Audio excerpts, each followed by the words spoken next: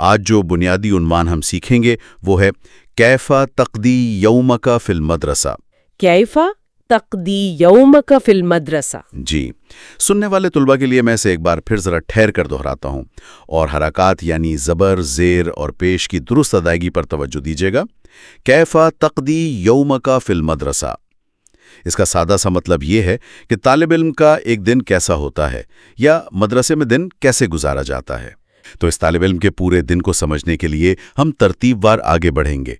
मेरा हमेशा से ये मानना रहा है कि एक कामयाब दिन का आगाज उस दिन की सुबह से नहीं होता, बल्कि पिछली रात की नींद से होता है। बिल्कुल सही। हाँ।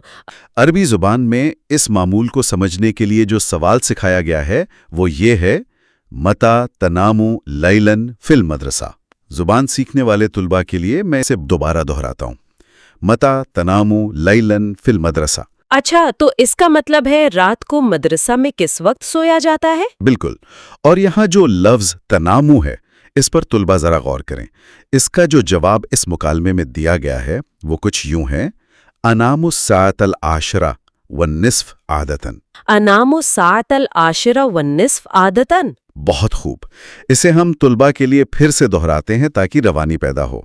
अनामु साअतल आशरा वन्निस्फ आदतन मतलब उमूमन 10:30 बजे सोने का वक्त होता है। और ज़बान के तालिब इल्मों के लिए यहाँ एक ज़बरदस्त रूट वर्ड यानी मादा मौजूद है। अरे वाह, वो क्या है? लफ्ज तनामु और अनामु का मादा नून वाव मीम है। इसी से नींद यानी नौम का लफ्ज निकलता है। चलें, 10:30 बजे तो नींद हो गई। अब जाहिर है जो इतनी जल्दी सोएगा वो जल्दी उठेगा भी। जागने के हवाले से हम कौन से अरबी जुमले सीख सकते हैं? जागने के लिए जो सवाल हम पूछते हैं वो है, मता यस्तयक़िज़ु तुलबतु सबाहन। मैं इसे दोबारा अदा करता हूं ताकि तलफ़्फ़ुज़ की अदायगी वाज़ेह हो। मता यस्तयक़िज़ु तुलबतु सबाहन यानी तुलबा सुबह किस वक्त उठते हैं।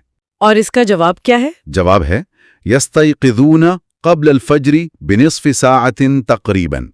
एक बार फिर दोहराते हैं, यस्तयक़िज़ूना क़ब्ल अल-फ़ज्रि बिनिस्फ़ि साअतिन तक़रीबन मतलब फज्र से तकरीबन आधा घंटा पहले उठा जाता है। ये बेदारी किसी मजबूरी के तहत नहीं होती। इसके पीछे एक बहुत गहरा रूहानी अमल है जिसे तहज्जुद कहा जाता है। इस हवाले से एक बड़ा खूबसूरत जुमला है, अला ततहज्जदु बला अतहज्जदु वलिल्लाहि शुक्र वस्सला। तुलबा की रवानी के लिए इसे दोबारा पढ़ते हैं, अला ततहज्जदु बला अतहज्जदु वलिल्लाहि शुक्र वस्सना। यानी क्या तुम तहज्जुद नहीं पढ़ते? क्यों नहीं, मैं तहज्जुद पढ़ता हूँ और अल्लाह का शुक्र व सना है। अब ज़हन और जिस्म की बेदारी के बाद फजर के बाद का मामूल क्या होता है? मैं समझती हूँ ये मरहला जिस्म और रूह के नाश्ते जैसा है। बिल्कुल बजा फरमाया। इस मामूल को समझने के लिए ये जुमले देखिए। फजर की नमाज के लिए है, युसल्ली बिना सलातल फजर।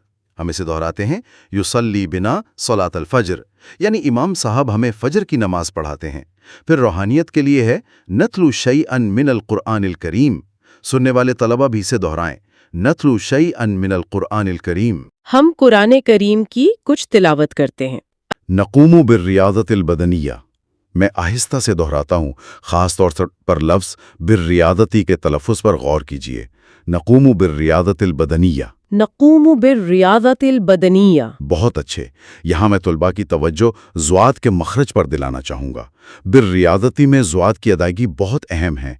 इसे दाल या ज़ा की तरह नहीं पढ़ा जा सकता।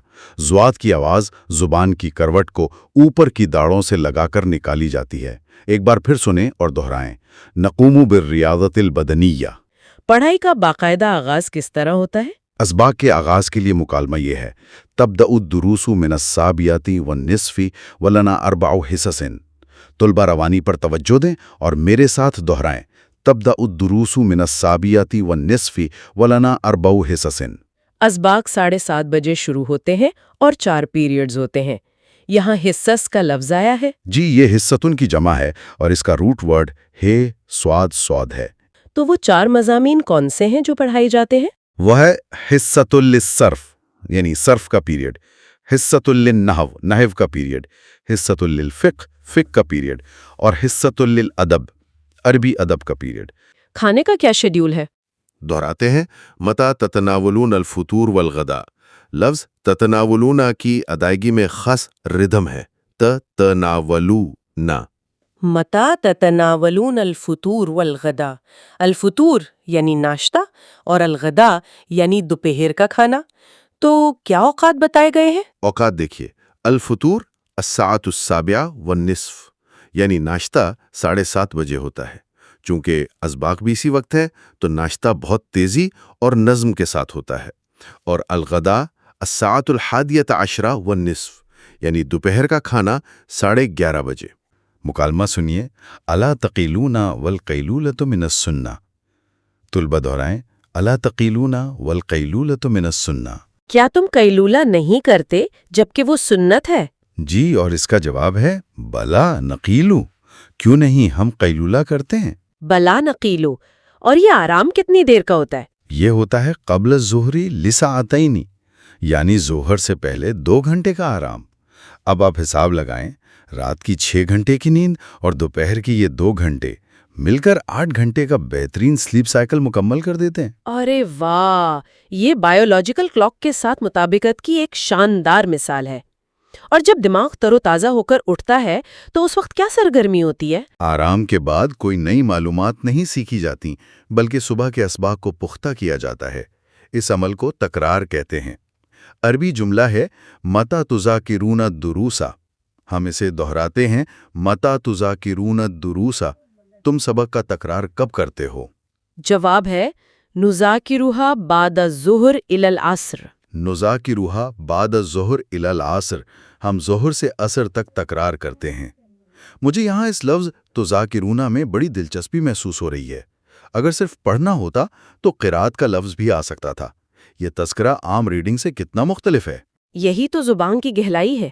تذاکرون کا روٹ ورڈ زال کاف را ہے، اسی سے ذکر کا لفظ بنتا ہے۔ اس کا مطلب صرف سرسری مطالعہ نہیں ہے، بلکہ کسی چیز کو بار بار دہرا کر اپنی لانگ ٹرم میموری میں بٹھانا ہے۔ یہ اسپیسڈ ریپیٹیشن کی ایک کلاسیکل مثال ہے۔ کمال ہے، مطلب سیکھنے کا کتنا سائنٹیفک انداز ہے، لیکن اثر تک تو انسان مسلسل محنت کر چکا ہوتا ہے۔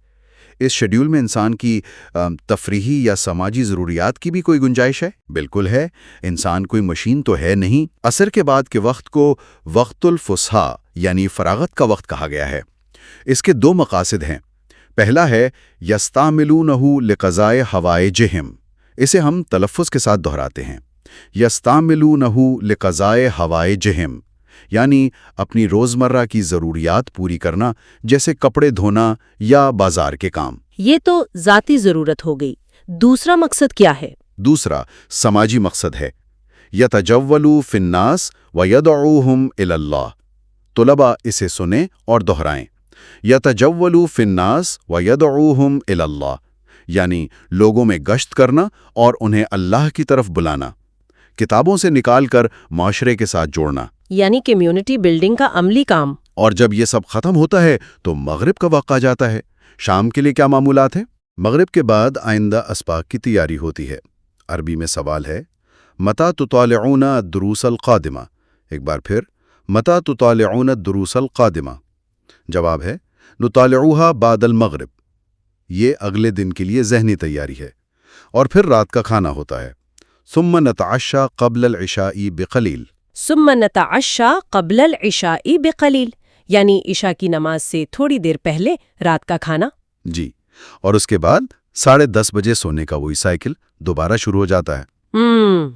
اگر ہم اس پورے 24 گھنٹے کے چکر کو دیکھیں تو یہ زندگی 3 مضبوط ستونوں پر کھڑی ہے، ایک طرح کا بیلنس یا متوازن طرز زندگی۔ بالکل صحیح۔ پہلا ستون عبادت ہے، جس میں تہجد، فجر اور قیلولہ شامل ہیں۔ دوسرا خالص تعلیم ہے، اسباق اور تکرار، اور تیسرا ہے صحت اور ضروریات، جس میں ورزش، وقت پر کھانا اور سماجی کام شامل ہیں۔ اس کی سب سے خاص بات یہی ہے کہ کوئی ایک ستون دوسرے پر حاوی نہیں ہو رہا۔ دراصل اس نظم و ضبط کو اپنے اندر جذب کر رہے ہوتے ہیں۔ میری سب سے اہم نصیحت یہی ہے کہ طلباء ان جملوں کو اپنی روزمرہ گفتگو کا حصہ بنائیں۔